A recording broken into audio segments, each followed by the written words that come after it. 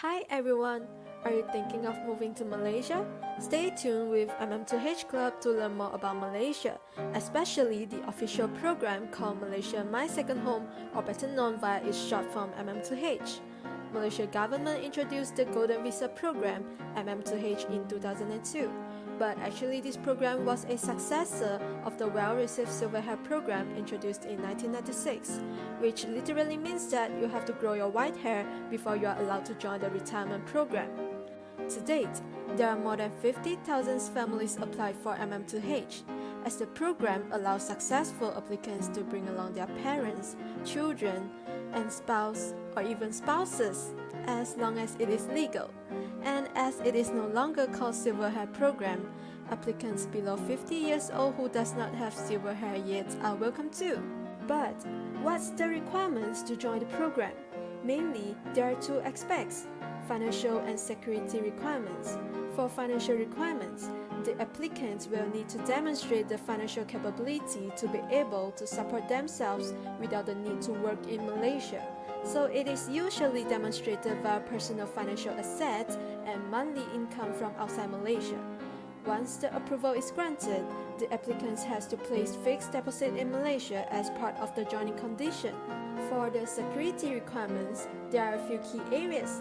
Firstly, the applicant has to be a good citizen in their domicile or home country, so the need of a certificate of non-criminal conviction or letter of good conduct. That's right, driving under influence will be an issue too.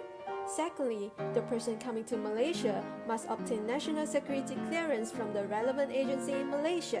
As an example, the background should not have elements that may raise the red flag of potential security issue.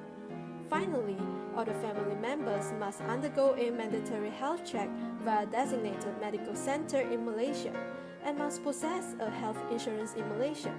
We shall explain more about this in subsequent videos. So, what convinced more than 50,000 families to choose Malaysia as their second home? There are many reasons. Some are attracted by the lifestyle in Malaysia, which is very suitable for retirement living, with the world-class private healthcare facilities at a fraction of the cost of their home country. Some prefer their children to enroll in the international education in Malaysia. Then, there are those who just want to invest in a second home for financial and security reasons. Who knows what will happen in the future? Thus, it is always wise to have options available when we need it. And that's exactly the reason we started this channel, to provide you with more information and options about Malaysia. If you'd like to know more about Malaysia, remember to like and subscribe to our channel, and please share the good stuff with your friends so that they may one day join you in Malaysia. Selamat datang! That's how we welcome all of you to Malaysia in a safe and joyous manner. At least you learned a new Malay phrase today.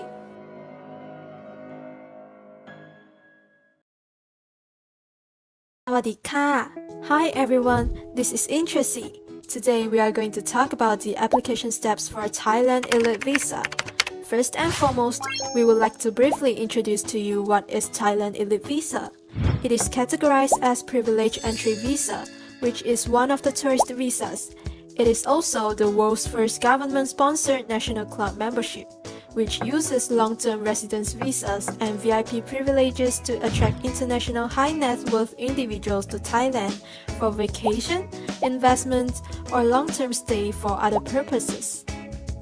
This visa is suitable for the following groups of people: those who need to travel frequently or live in Thailand for a long time, high-net-worth individuals with overseas asset allocation needs, business people with business contacts in Thailand, retirees who enjoy well-developed medical services in Thailand. Thailand Elite Visa is valid for 5 to 20 years, and the holder can enter and exit Thailand indefinitely during the validity period. Each entry and exit allow the holder to stay in Thailand for a maximum of 1 year, and he or she must leave the country once a year. Otherwise, he or she needs to apply an extension to the Immigration Bureau. In addition, members also need to pay a one-time registration fee and then pay the annual membership fee every year. As below are the qualifications to fulfill. Number 1. Applicants must not have been sentenced by a judgment to imprisonment in any countries except for an offense committed to negligence. Number 2. Not having been adjudicated bankrupt. Number 3. Not having been declared as a person of unsound mind, incompetence, or quasi-incompetence. Number 4. Applicant is being allowed to stay in Thailand in accordance with the immigration laws, which means he or she has no overstay record in Thailand. Lastly, holding a foreign passport. Before applying for Thailand Elite Visa, you must prepare the documents as below. Number 1. The copy of the first page of your passport and copy of every Thailand visa and entry stamp in your passport. Also, make sure that you have at least 3 blank pages inside passport for visa stamp. Number 2. Complete the application form and scan a copy of it with handwritten signature. Number 3. 1 passport-sized personal photo is needed. It must have a light and plain background. Number 4. Applicants of family type visa must provide a proof of relationship as immediate family of core member in English language. So, if you are well prepared with all the required documents, you may start to apply now. Firstly, make sure all documents are well prepared and submitted.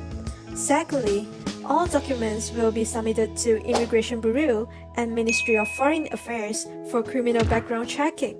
Once your application is approved, approval letter will be sent. Applicants can make payment for membership fee through wire transfer from a local or overseas bank account or online payments by credit card. Once payment is made, submit a proof of payment. Thailand Elite will check payments to confirm transaction. Once payment is confirmed, welcome letter and membership ID number will be sent to successful applicant. Additional details of the program selected and corresponding benefits will be provided. Lastly is to enter the Kingdom of Thailand. Thailand Elite members are eligible for a VIP lane in the airport, which is safer and faster. Well, the above is the process and precautions for applying Thailand Elite Visa. As long as you apply for Thailand Elite Visa in accordance with the process, you can enjoy your life in Thailand happily. So that's all for today. If you like this video, kindly press the like button, subscribe our channel, and share it to your friends. If you have any questions, remember to leave a message or comment below. Bye! Are you thinking of moving to Malaysia? Stay tuned with MM2H Club to learn more about Malaysia, especially the official program called Malaysia My Second Home, or better known via its short form MM2H. Malaysia government introduced the Golden Visa program MM2H in 2002, but actually this program was a successor of the well-received Silver Hair program introduced in 1996, which literally means that you have to grow your white hair before you are allowed to join the retirement program. To date, there are more than 50,000 families applied for MM2H, as the program allows successful applicants to bring along their parents, children, and spouse or even spouses, as long as it is legal. And as it is no longer called Silver Hair program, applicants below 50 years old who does not have silver hair yet are welcome too. But what's the requirements to join the program? Mainly, there are 2 aspects: financial and security requirements. For financial requirements, the applicants will need to demonstrate the financial capability to be able to support themselves without the need to work in Malaysia. So it is usually demonstrated via personal financial assets and monthly income from outside Malaysia. Once the approval is granted, the applicant has to place fixed deposit in Malaysia as part of the joining condition. For the security requirements, there are a few key areas. Firstly, the applicant has to be a good citizen in their domicile or home country, so the need of a certificate of non-criminal conviction or letter of good conduct. That's right, driving under influence will be an issue too. Secondly, the person coming to Malaysia must obtain national security clearance from the relevant agency in Malaysia. As an example, the background should not have elements that may raise the red flag of potential security issue. Finally, all the family members must undergo a mandatory health check via a designated medical center in Malaysia and must possess a health insurance in Malaysia. We shall explain more about this in subsequent videos. So, what convinced more than 50,000 families to choose Malaysia as their second home? There are many reasons. Some are attracted by the lifestyle in Malaysia, which is very suitable for retirement living, with the world-class private healthcare facilities at a fraction of the cost of their home country. Some prefer their children to enroll in the international education in Malaysia. Then, there are those who just want to invest in a second home for financial and security reasons. Who knows what will happen in the future? Thus, it is always wise to have options available when we need it. And that's exactly the reason we started this channel, to provide you with more information and options about Malaysia. If you'd like to know more about Malaysia, remember to like and subscribe to our channel, and please share the good stuff with your friends so that they may one day join you in Malaysia. Selamat datang! That's how we welcome all of you to Malaysia in a safe and joyous manner. At least you learned a new Malay phrase today.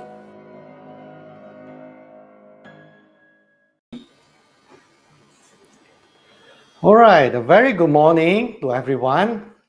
My name is Vincent. I'm the founder of S-MM2H Club, and it has been a long time since I last made an English webinar. Okay, so why is that so? Wow. This week is the first weekend in almost a year that we are organizing weekend events in S-MM2H Club in Hong Kong. Okay, so previously we have always been virtual events online in the form of webinars to our friends in Hong Kong, Taiwan, and other parts of the world. Okay, but today is the first time, and we actually pick an English webinar to start off. All right, so I don't know how many of you are in our club in Hong Kong at the moment, but welcome to our new S-MM2H Club address. Still in Wan Chai, still very near to Malaysia consulate, but we picked the locations for a better, a more modern office building, as well as since we are also promoting Thailand, Taiwan, or even maybe some countries in Europe. So we feel that it's appropriate for us to establish an S-MM2H Club outside of Malaysia consulate. Okay, good morning, Alison. Well, thanks for the support. I can see that a lot of our friends has already come into our this Facebook and YouTube. Okay, I can see that there are also some Chinese questions. I'll answer those at the end of the webinar because I'll try to keep this as much as possible in English. Okay, so 林先生、朗商，如果你有什么问题，我等一下再回答，因为呢，我这一场我会主要是用英文讲的啊，所以到了结束的时候，我才回答你的问题在中文。不过如果你听得懂英语的话，我会尝试用英语来稍微讲解一下。Okay, thank you, Paradise Islands. Will your stream be in English or Mandarin? Obviously, this will be in English. Okay, so I hope that there are more people who can actually understand what I'm trying to explain. Okay, it has been a very, very long year in 2021. Start, stop. Okay, COVID come and go, and now even with the new variants coming from South Africa, Omicron. But I'm not going to talk about that. I'm not a health expert. Okay, so what I'm trying to explain to you is the current situations in Sarawak MM2H, as well as, okay, what is the future like for Sabah MM2H? I suppose a lot of people are very anxious to find out, as well as the current guideline of West Malaysia, how far it has been implemented, whether it has been launched. I'll explain further in a short while. But if, for those of you who want to maybe join me in a crystal ball to try to anticipate what 2022 is going to look like for Malaysia My Second Home, for investment into Malaysia in the context of Malaysia My Second Home.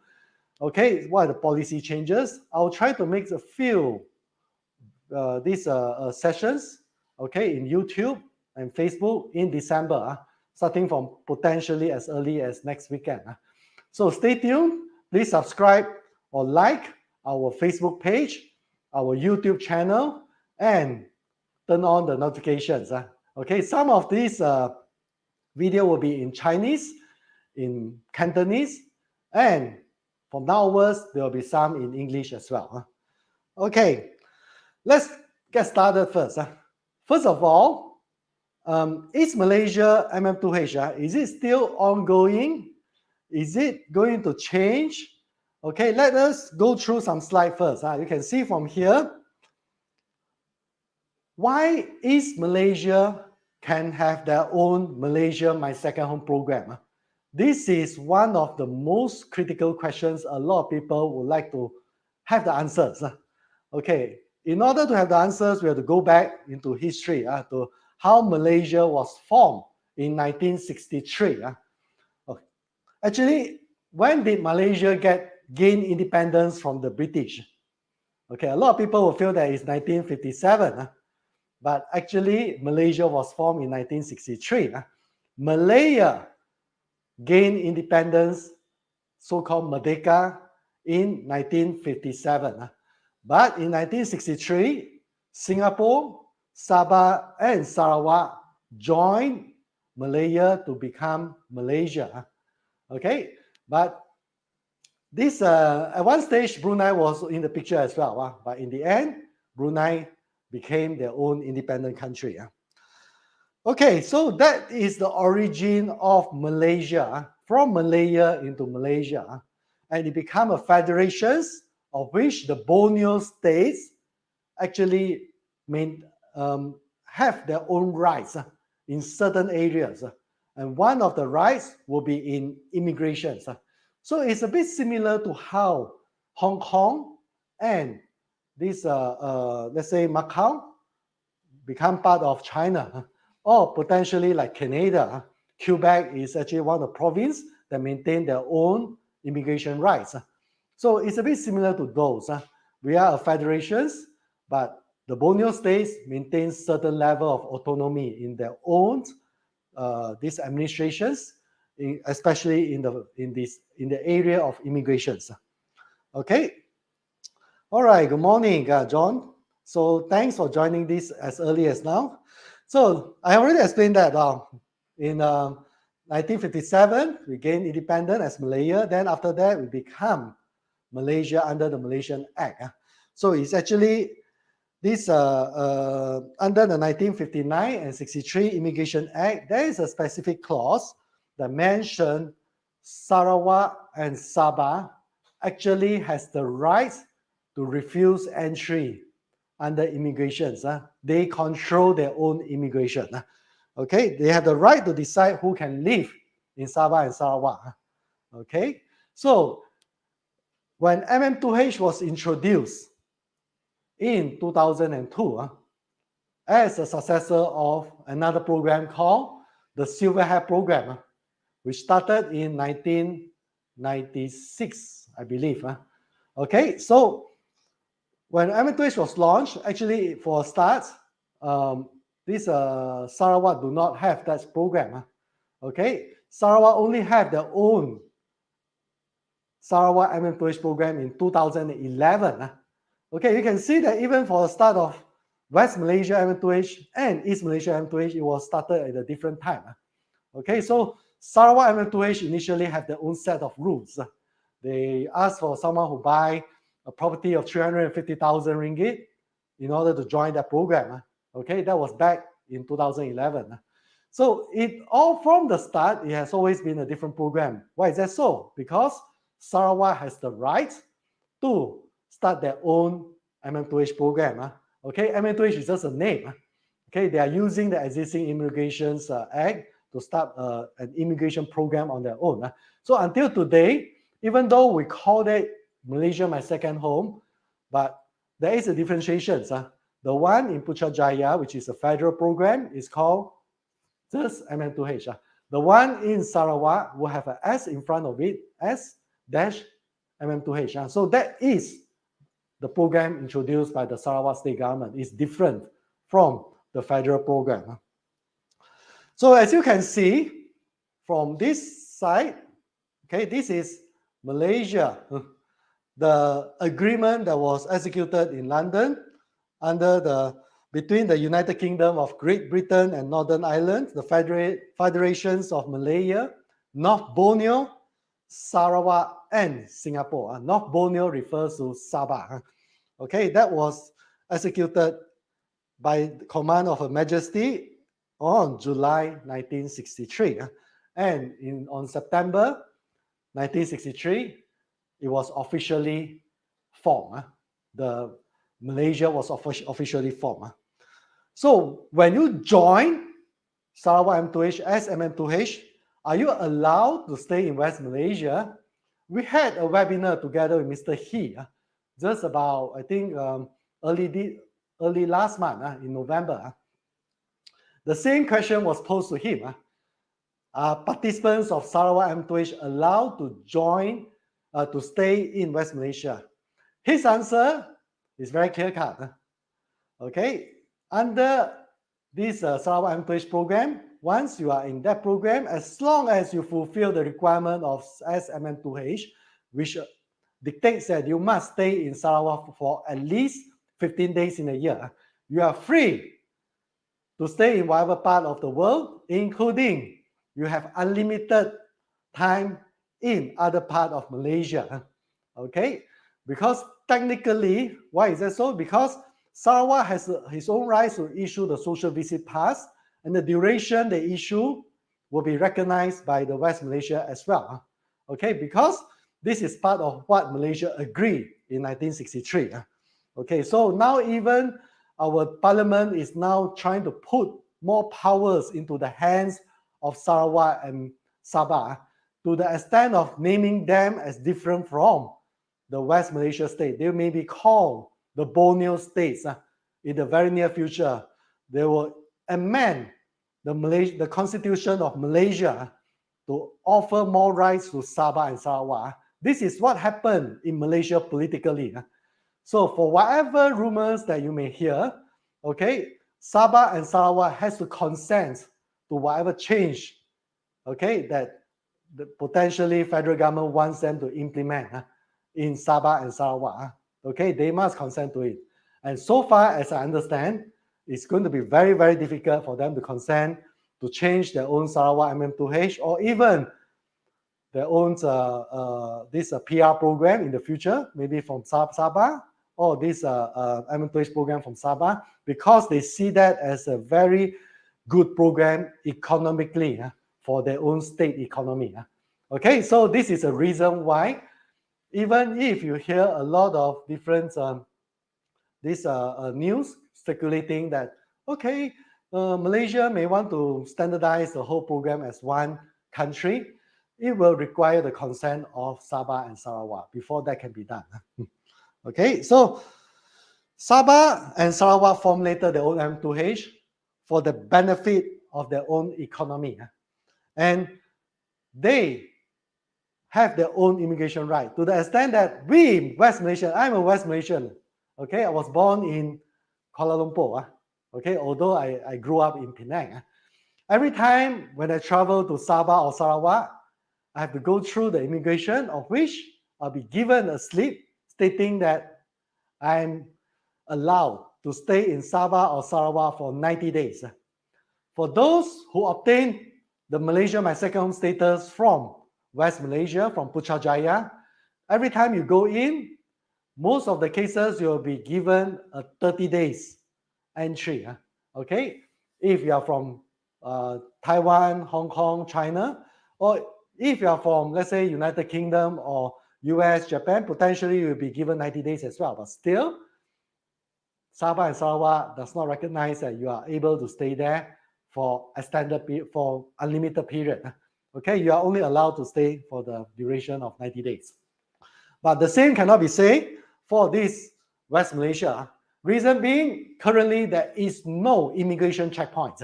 That's why there's a Sabah, Sarawak going to West Malaysia.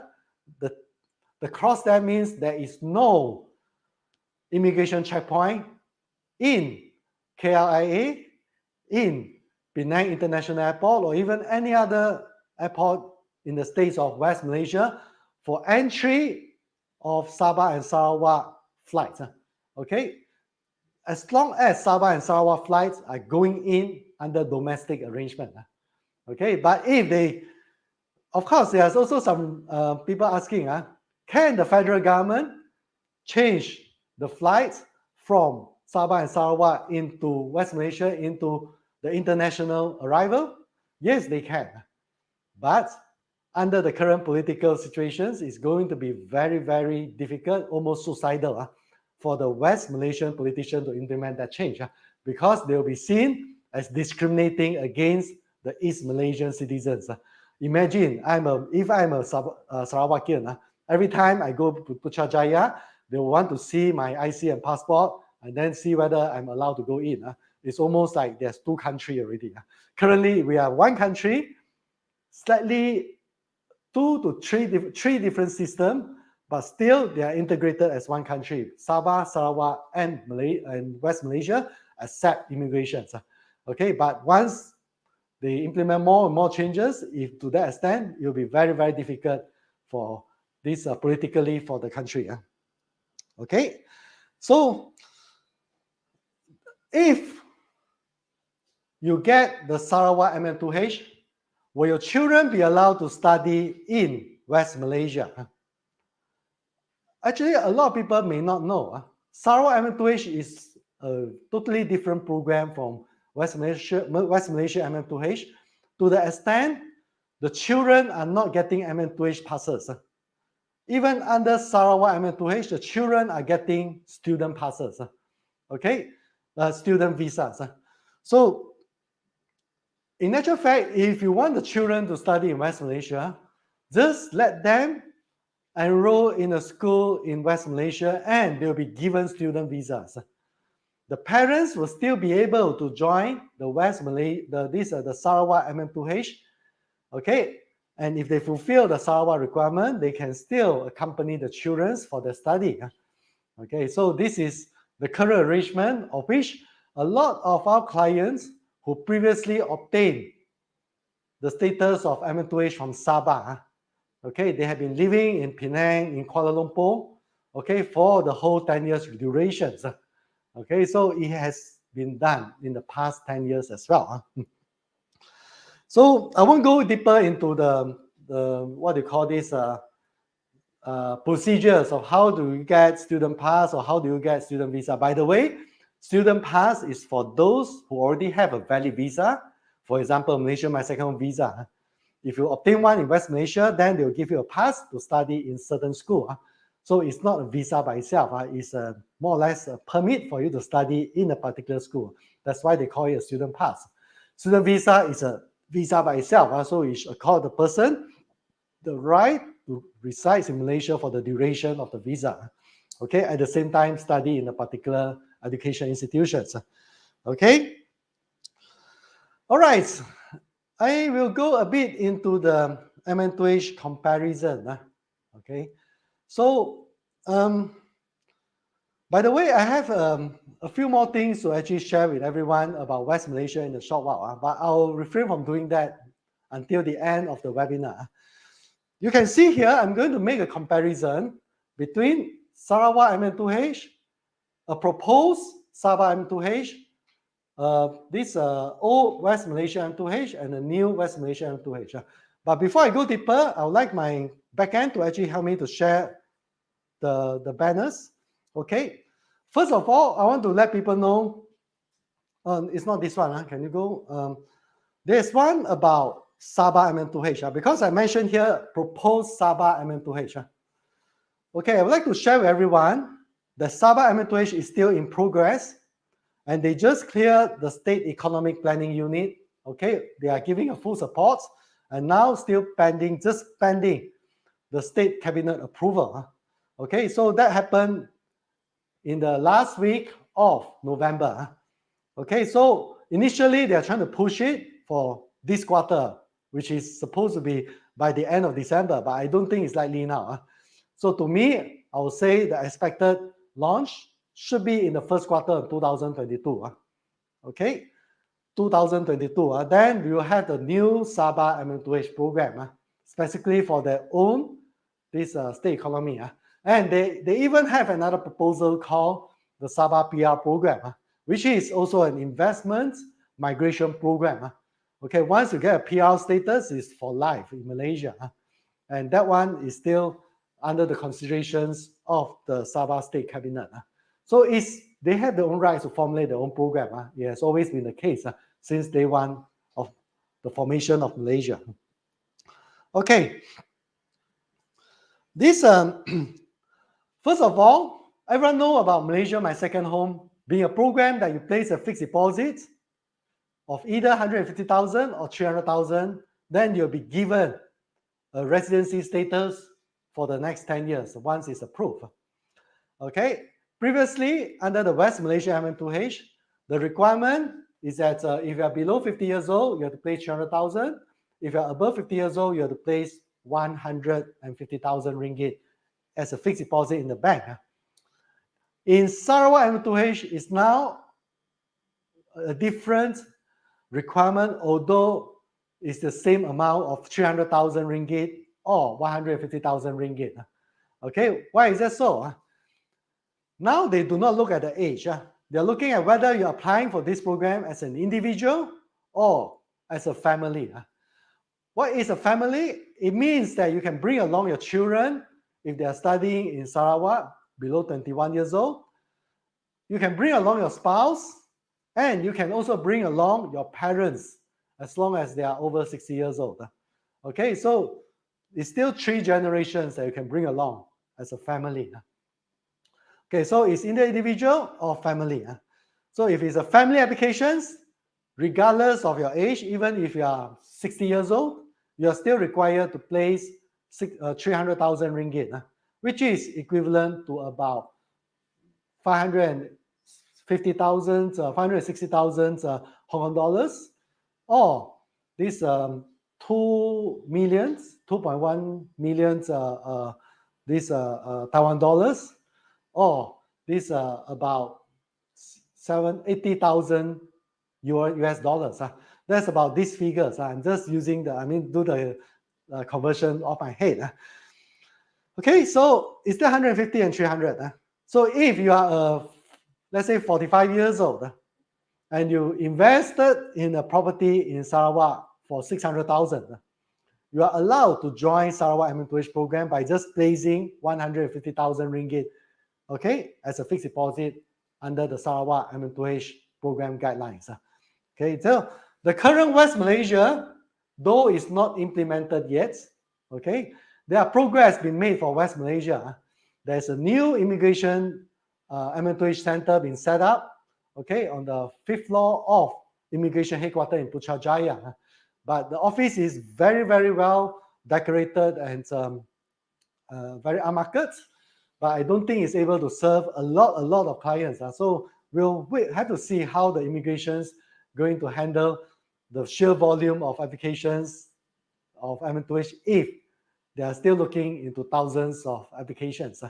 Okay, so that office itself may need a lot more sitting areas in order to accommodate for that. But definitely is an area that fit for the image of Malaysia My Second Home.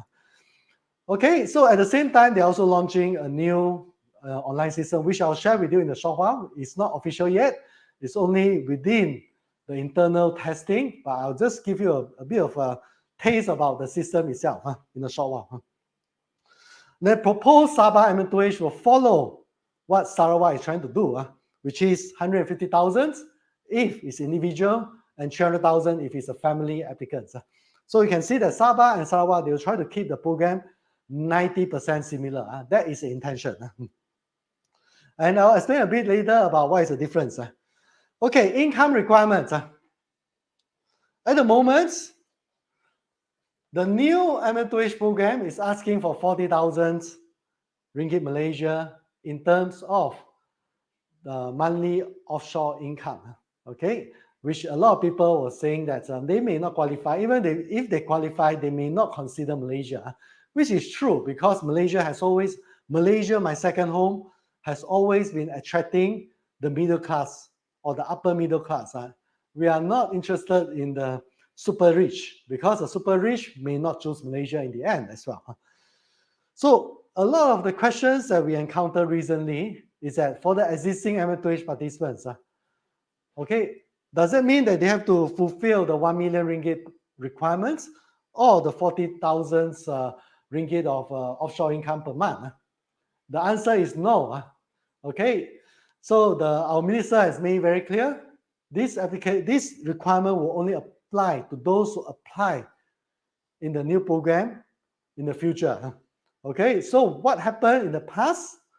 If you already obtained a visa or obtained the approval for the visa, you will still be under the old program, which means that you do not need to prove that you have additional income other than 10,000 ringgit per month.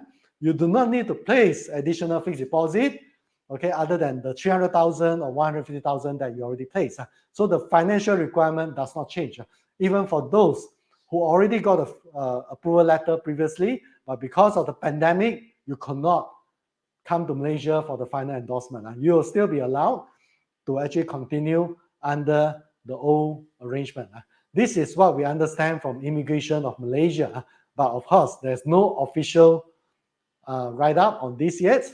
But what we understand, what we have clients who are actually able to still endorse under the old program. So anyone who are interested to fly in for endorsement, contact our team in Taiwan and Hong Kong. Okay, plan a date maybe in January, February, and hopefully you'll still be able to get it before any other changes that may be changing for the new requirement. Okay, when I say the new changes, because there are certain changes that the government is contemplating to change for the existing MM2H. One of it is number of days to stay. Currently, the approval letter does not state that. Okay, so you'll still be able to endorse under the original approval letter, which does not state that if they haven't changed that yet. The other aspect is the visa fee. Okay, there is a proposed change from 90 ringgit a year to 500 ringgit a year. So if it's for a family of 4 for 10 years, previously it may be 3,600 ringgit for 10 years for a family of 4. Currently, under the new 500 ringgit, it may be 20,000 ringgit for a family of 4. Okay, for 10 years residency under Malaysia My Second Home. So it's a financial, the visa fee requirement may be quite substantial as well. So please come in if you feel that you are willing to travel during this period. Okay. At the moment, Omicron has actually restricted a lot of traveling activities internationally. Malaysia, as I read from the news, as I understand from Ministry of Health, there's already started to have some restrictions on people coming from countries with Omicron. Okay, one of it is that they may be required to quarantine for 14 days, of which previously for some of the participants, they may be able to quarantine for just 10 days and even at home. So currently, if you are coming from a place that already have cases of Omicron or this Hong Kong, then the Omicron may require you to actually stay for 14 days in a quarantine hotel. Okay, so that may be the biggest change. But there's no official announcement on this yet. But based on our communication with Ministry of Health, as well as from the news, that may be the case moving forward. Okay, so please take note if you are trying to fly in December, January. Okay, for Sarawak and Sabah MM2H, you can see that the proposed Sabah MM2H, if you are individual, the individual applicants, the income requirement is only 7,000 ringgit. But if you are applying as a family, the income requirement will be 10,000 ringgit.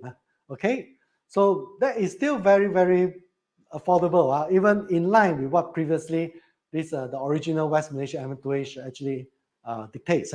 Okay, and more so if you are over 50 years old and you are able to show that you already have a fixed deposit placed under the second home program in Malaysia, you can even be exempted from this offshore income requirement. Okay, but that one will require you to already have this MM2H fixed deposit being placed in Malaysia. Okay, these age requirements, previously the original program of West Malaysia MM2H is 21 years old, but now it has all changed. For West Malaysia, the minimum age for new applicant will be 35 years old, and for Sarawak MM2H, it's starting from 30 years old, but there is a catch. Okay, you will need to have your children study in Malaysia, or you are seeking medical service in Sarawak. Okay, so for that sense, we'll need the approval from the Ministry of Health. Okay, and we are working very closely with this Malaysia Healthcare Travel Council to try to get a good healthcare travel package to fulfill the above 30 years old category for everyone. Okay, so stay tuned for that. This is one of the efforts that we're putting in.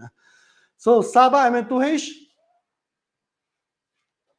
the proposal is for anyone above 21 years old to join, because we also understand that sometimes they are extended family.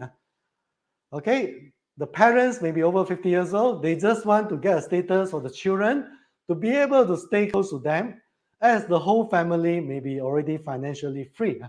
Okay, they are willing to spend for investment in Malaysia, to even start to invest in a business, employ even a dozen or even 100 Malaysian employees. Okay, so the children may be only 25 years old or even 30 years old. So as long as they fulfill the requirement of Sabah M2H, they'll be allowed to join. Okay, so that is a proposed Sabah M2H. Now, for additional requirement for those below 50 years old. Okay, for West Malaysia, if they are 40 to 50, according to the press release, which I think the immigration officer also at the moment are still waiting for the official circular, which is not in place yet. Okay, so we expect the West Malaysia, that means we expect Putrajaya immigrations to have an announcement in this month. Okay, but any implementation, it looks like it may only be able to implement it maybe in the first quarter of 2022 or even later. Okay, we are not sure because it seems that there are still a lot of things to be fine-tuned. Okay, so whether is it the requirement for the spouse or the parents to really stay for 90 days, how is it different from those above 50 years old, which the whole family have to stay for at least 90 days in a year? So that has not been defined yet. But for Sabah MM2H and Sarawak MM2H, okay, it has already been defined very clearly, as I mentioned just now, above 30 years old. Actually, it's not exactly 30 to 50. Above 30 years old, even you are 55, if you have children study or you are seeking medical services in Sarawak, you'll be allowed to join this program. Okay, but of course, since they are anyone above 50 years old will not have this requirement, so we just put it as 30 to 50. Then above 40, if you buy a property in Sarawak for the value of 600,000, you'll be allowed to join. Okay, so to buy a property in Sarawak, it's mainly Kuching, which is above 600,000 that foreigners are allowed to purchase, or other part of Sarawak, which I believe is 550,000. So even in Miri, which is next to Brunei, or Cebu, or Bintulu, all these major cities in Sarawak, the requirement is 550,000. Okay, but for Kuching, it's 600,000 ringgit. For Sabah, okay, so you'll be allowed to buy 600,000 in high rise, okay, which they have only just implemented that in about 2 weeks ago. Okay, exactly 2 weeks ago. Okay, so 600,000 high rise, be it residential title or commercial title, provided that the property is for residential use or for accommodation use, which means that it can be potentially an Airbnb unit in a commercial title as well. The additional requirement for those above 50 years old, practically there's none. Okay, regardless of whether is it old West Malaysia MM2H or the new MM2H or S-MM2H or even the proposed Sabah MM2H, I'll just skip it. Okay, liquid asset requirement. To me, for Sabah and Sarawak, they just want to know whether you have the ability to place a fixed deposit of 150,000 or 300,000. But for West Malaysia, the new requirement is 1.5 million ringgit, which is fairly high. Okay, so currently for West Malaysia, these immigrations, what I understand is they are doing a revamp of a lot of programs. including expatriate pass, including employment pass. So anyone who actually participated in, let's say, resident pass or expatriate program, the government may change the definition of expatriate as well. Okay, they may want to increase it. So currently, West Malaysia is going towards that direction, but Sabah and Sarawak is going towards another direction, which are trying to attract more qualified investors. They see that if you spend 15 days in a year, okay, like what this slide is mentioning, sooner or later, you may feel that Sarawak may become a very suitable place for you to stay for long term, which I agree. Actually, after my visit to Sarawak, I find that it's very similar to, let's say, Penang 10 years ago, especially the prices of food or certain grocery supply, which I'll share in a short while. And Sabah, they'll follow similar. At the moment, it's 15 days, but what I heard, they may try to reduce it even further, but I'll wait for the official cabinet paper before knowing whether it's really the case. But regardless, they'll be at the longest period of minimum stay they will have will be similar to Sarawak, which is 15 days. And 15 days actually is not that difficult. Okay, it's half a year. You can spend your Christmas and New Year every year in Sarawak or Sabah, okay, for a good 15 days, enjoying the nature, enjoying the sea, for a very relaxed environment, and you fulfill the 15 days. Okay, so similarly, during the Chinese New Year, for those who actually can actually travel to Malaysia during Chinese New Year, I think spending 15 days during that period is also feasible. Okay, so for West Malaysia, it's 90 days. Okay, the definition how it's to be achieved is very difficult. There's no guideline yet.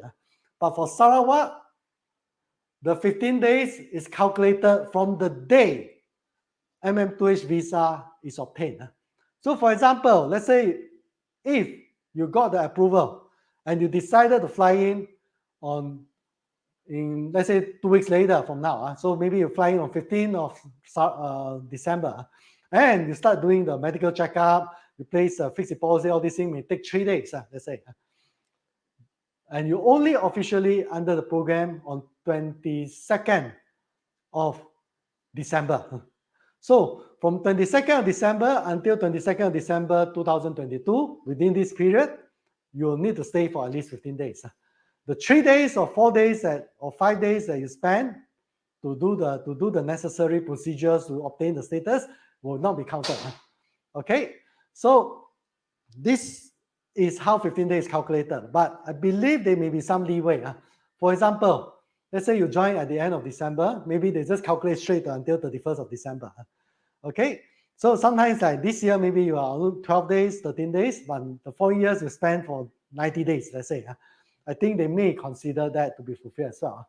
But at the moment, we are still asking for a very, very detailed guideline, but to be safe, if you fulfill 15 days in every anniversary of your MM2H visa, you'll be safe.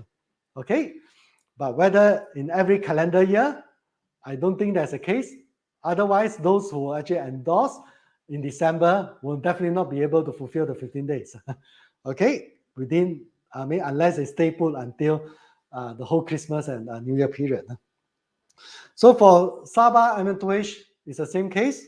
At the moment, 15 days, or shorter. Okay, for certificate of good conduct, at the moment, Sarawak and proposed Sabah MM2H is just asking for the main applicant to have this the letter of good conduct. Okay, but for the West Malaysia, we understand that every single member of the family will have to obtain the letter of good conduct, or it may be called the certificate of non-criminal conviction. Okay, CNCC in Hong Kong. Okay, in China, it's usually arranged through the police stations and to be notarized by the government as well in the English version, because the police station will only issue the Chinese version. Okay, so this what do you call that? the requirement for this, the whole family, at the moment, is only for West Malaysia. Okay, but I would like to put a caveat here, because this requirement is actually imposed, I believe, by the Royal Malaysia Police.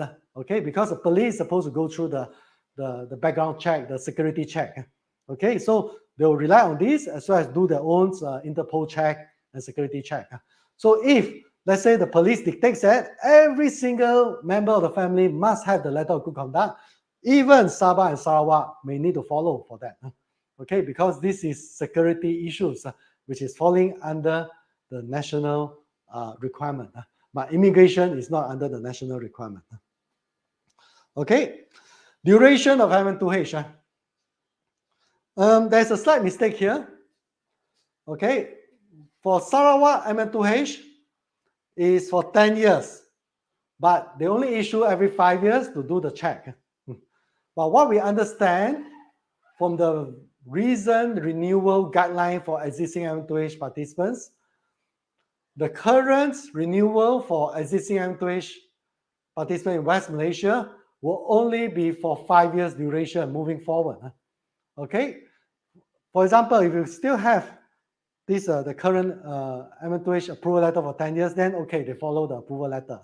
But let's say you are towards the end of the 10 years approval, you're trying to renew for another 10 years. At the moment, what we understand from immigrations, they will only issue approval for the next 5 years because they want to see whether you are actually behaving yourself for the next 5 years. They may be actually what they call that security check again in the once the 5 years period is reached. Okay, so this is what we understand from the West Malaysia, these immigrations. Okay, so proposed Sabah M2H at the moment is of course 10 years. Okay, but the security check, okay, that one will see whether the cabinet actually approve it for a check every 10 years or a check every 5 years. The visa fee, at the moment, the West Malaysia is trying to increase it to 500. Sarawak M2H at the moment is still 90 to 150 ringgits because they are following the immigration guideline, which dictates that they can receive this amount. For Sabah M2H, the proposal is to increase it to 300 and 500 ringgit a year because West Malaysia, they are starting to collecting some fees. The 500 ringgit is part of the fees and even the initial application fees, which we haven't got a firm answer of what is a real amount. It was told that it's 5,000 or 2,005, but there is a chance that they may change it. Okay, but this the Sabah side, what we understand from them is that there's no initial application fee. Even for Sarawak, there's none as well. But they may try to increase the visa fee to actually accommodate for the ongoing expenses of running the program. Okay, so the visa fee may be increased. Okay, so Sarawak, will Sarawak stay the same? At the moment, if you apply, you got an approval letter, they will stay inside there. How much is the visa fee? So please apply as early as possible because when you get the approval letter in black and white, the government usually will honor that as well. Okay, so the requirement for fixed deposit withdrawal, you can buy a property, you can actually, there's a mistake here. Education expenses, it's not, it's a one word together. Education expenses for children and to be spent either in Sarawak or Sabah. So if you try to buy a house in Penang or Johor and try to claim the fixed deposit from Sarawak, it's not possible. But if, let's say you buy a car in Sarawak, okay, and you're trying to claim the fixed deposit to withdraw partially, it's allowed, and any car that actually you bought in Sabah and Sarawak can be used in West Malaysia as well, although you'll still be required to pay for the road tax in Sabah and Sarawak.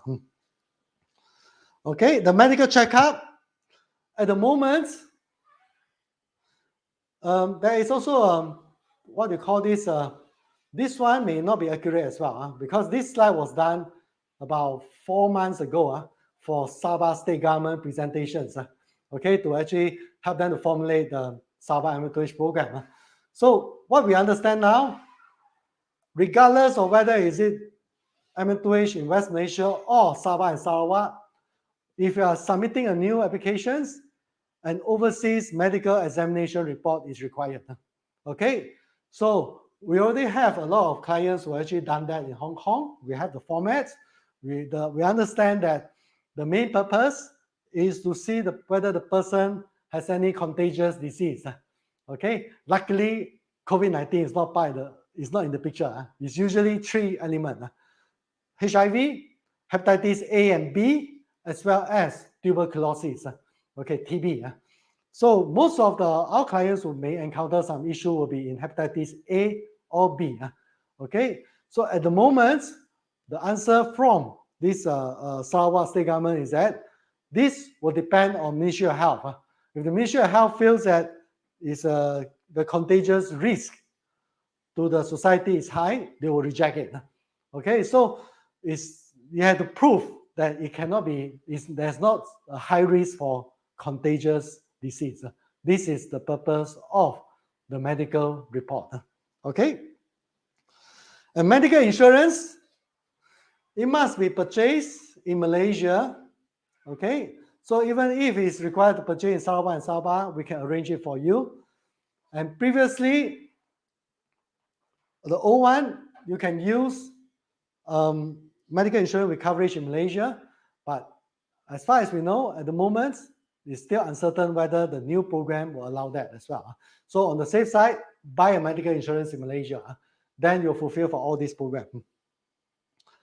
Okay, this is some of the highlights I would like to share with everyone.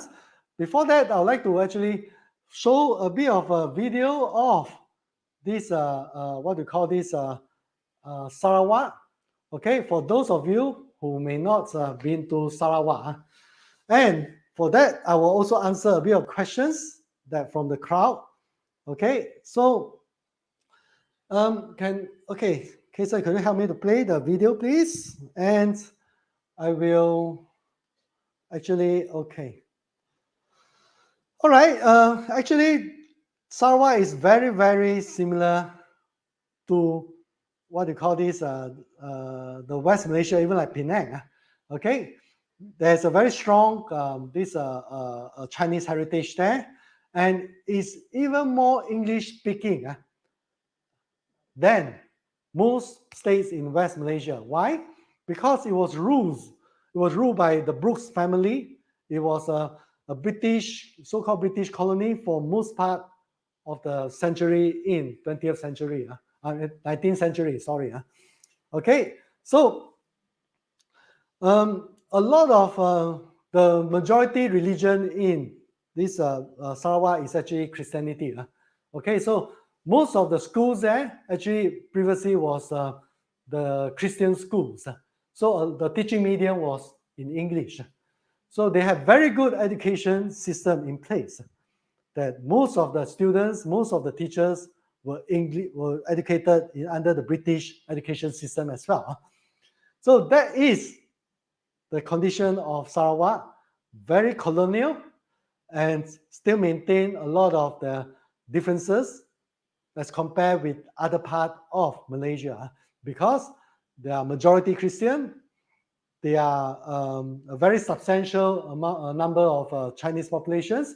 In fact, Chinese, I think, is number 2 or number 3 largest population in this Sarawak. And number 1 is not Malay. It's actually, I believe it's like Dayak or Iban. Okay, that was actually, anyone interested to know more about that can revisit the previous webinar done by Mr. He. He explained that very, very clearly. Okay, so this Sarawak MM2H, okay, for anyone interested, at the moment, the whole application period is about 3 to 5 months. Okay, and yes, once a successful application has been made, there will be an official receipt. You can actually take a look at it from our Facebook page. We'll share it in YouTube as well as in the comment of these sessions after this webinar, so everyone can know what to expect. And once approval is obtained, you'll need to fly in to Malaysia within 6 months of the approval, unless you have very, very valid reasons why you could not make it within the 6 months period. Okay, so this is confirmed. We already rechecked the situation with immigrations of Sarawak. It's a 6 months approval period for you to endorse it in Sarawak. Okay, then how many was approved? As of November, there are about 60 over applications been approved in Sarawak so far. But we believe there are almost more than 100 applications currently in the backlog. So the numbers may grow exponentially in the first quarter of 2022. Okay, so try to apply as soon as possible, because once the backlog increase, then maybe the waiting time will not be 3 months. It may increase to 5 months or even be longer as well. Okay, then there's a question here from Paradise Island. Okay, the question is about the level of crime in Sarawak, both in Kuching and other cities, but also in the more suburban or rural areas. Actually, Sarawak, as far as I know, the crime rate is considered to be quite low. Okay, very low. One of the reasons is, I think the border control that they do is quite good as compared to potentially even the other Borneo states of Sabah.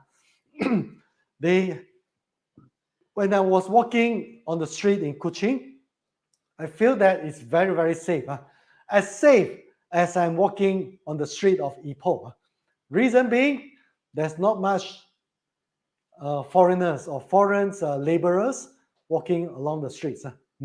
Okay, it's very different from the feeling when one walk in Indonesia. I walk in Jakarta, in Medan, by myself as well. But I'll be very, very cautious. Maybe there's some motorcycle coming past. There'll be someone who asking for my beautiful watches or something. But this is not the feeling I'm getting from Sarawak. And by referring to the crime rate of Nambio, we find that actually Sarawak's crime rate is very, very low. Okay, so this session is about the requirement of M2H program. Okay, usually we'll have another sessions to talk about the living environment, the medical conditions, and education conditions, which you can see from all this video that I'm presenting here. Okay, so I may have another session just to explain more in detail about those. We have also extended the invitations to a lot of education institutions and medical institutions from Sarawak to let them present themselves. Okay, what they can offer, and you can also understand about the environment as well. Okay, so the crime rate, don't have to worry. I don't hear about that in Sarawak, and most of the people I communicate with, they are still very, very laid back. Okay, they're still very relaxed. I understand that a lot of people find that West Malaysians are relaxed, but Sarawakians are even more relaxed. Okay, so you can have a very, very relaxed life in Sarawak itself. Okay, now let's stop the video because I can see that I have another 10 minutes left before the 12 o'clock is completed. Okay, so let's share about this website.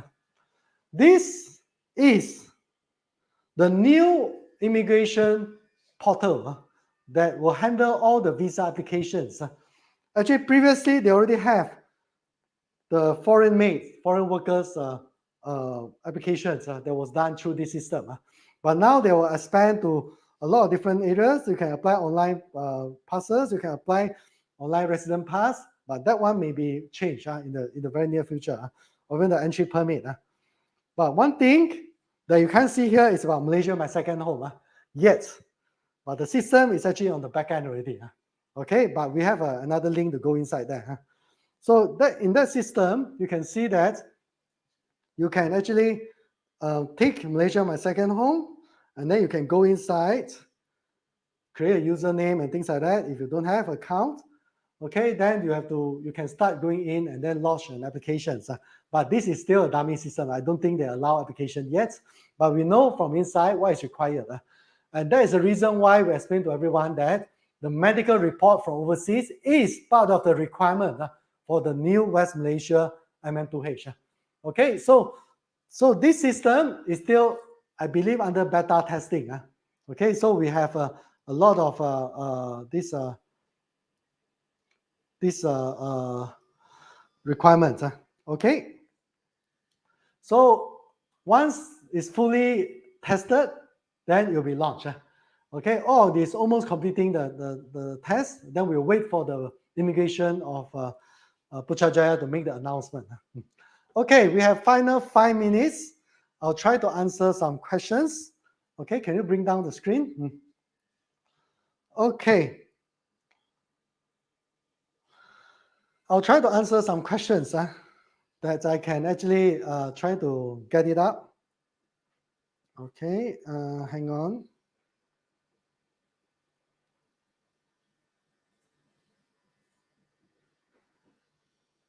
Okay.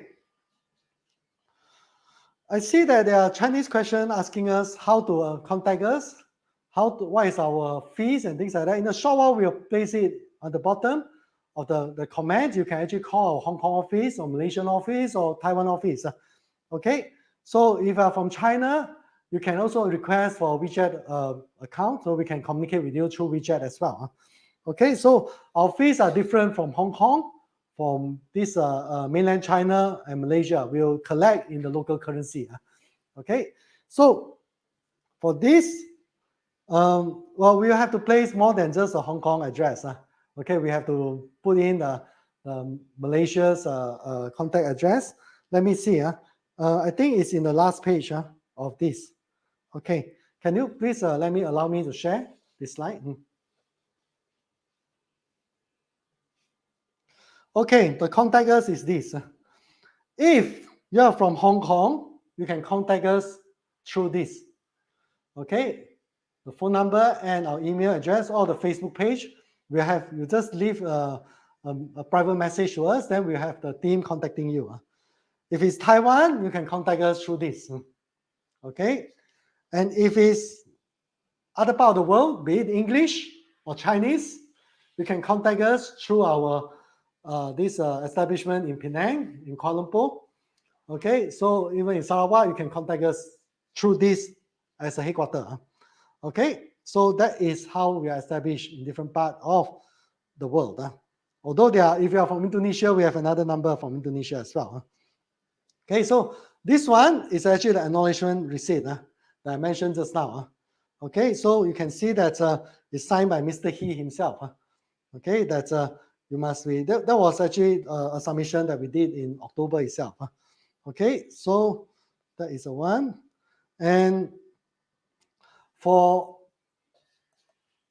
okay, I did not cover that, but I think it's important because everyone who joined Malaysia My Second Home program will need to place a fixed deposit in Malaysia. So this figure was done in October itself. Okay, but I believe from October until now, the rate has not changed yet. So for annual, these are fixed deposits, the requirement, this fixed deposit rate is 1.9%. For, let's say, Bank of China, for public bank is 1.95%. But for Borneo housing, which we are also working on some arrangement with them, the rate is actually higher for those above 55 years old. And why we are talking about Borneo housing mortgage finance? Because they are a financial institution owned by both Borneo states of Sabah and Sarawak. Okay, so it's owned by the state government themselves. So there is a program to place a fixed deposit under the state government. Okay, so that they may be able to use this deposit as a financial institution for more development in the state itself. Okay, so let me see. There may be other questions. Okay, can put down the slide already. Okay. Let me start from outside. Thank you, Sammy. Yes, S-MM2H may be the best deal for the market now because the requirement of fixed deposit is only 150,000 or 300,000. Thank you for your support as well. Mr. Lim was from Hong Kong. He's asking whether currently there's Omicron. Okay, whether there will be an effect on the applications, whether there's a stop in the application processing. No, there's no. They're still processing it. Okay, there may be some delay because of year end, and especially for Sarawak, because they're having an election this month. Okay, some of the civil servant may be required to do certain support role. Okay, so then it will affect the processing time. But they are still receiving applications. They are still processing at the moment. Okay, so don't worry, it's still ongoing at the moment. Okay, yes, Teresa, you're right. It's 15 days in each anniversary, or we call it fiscal year, not calendar year. Okay, then Ken. Okay, the 90 days period.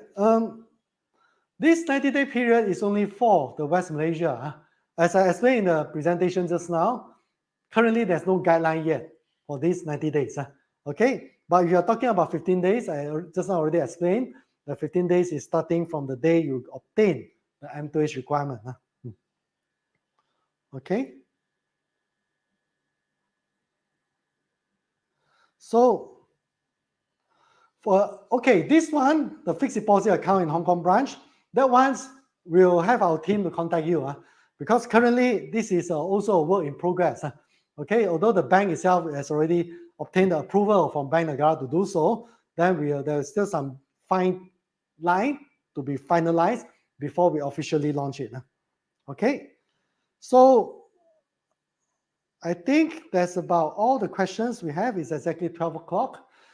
And we'd like everyone to actually stay tuned, because next weekend, I won't be presenting about Sarawak M2H, but I'll be presenting an even bigger topic on what 2022 will be like for MM2H, be it Sabah M2H, Sarawak M2H, or even West Malaysia M2H, similar to what we did 1 year ago. In a short while, I'll ask my team to actually post the link of what we predicted last year in December 2020.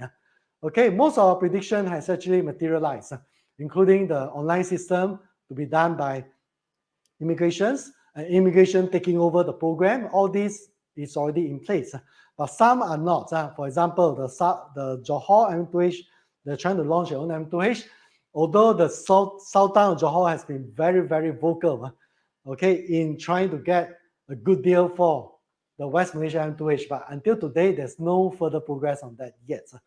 Okay, then, but something is totally out, which is how COVID-19 actually turned out to be. I think I'm not a prophet. I could not predict how the future will work. I'm only sharing with you my understanding of how M2H program is structured or is formulated in the private sector, collaborating with the government itself.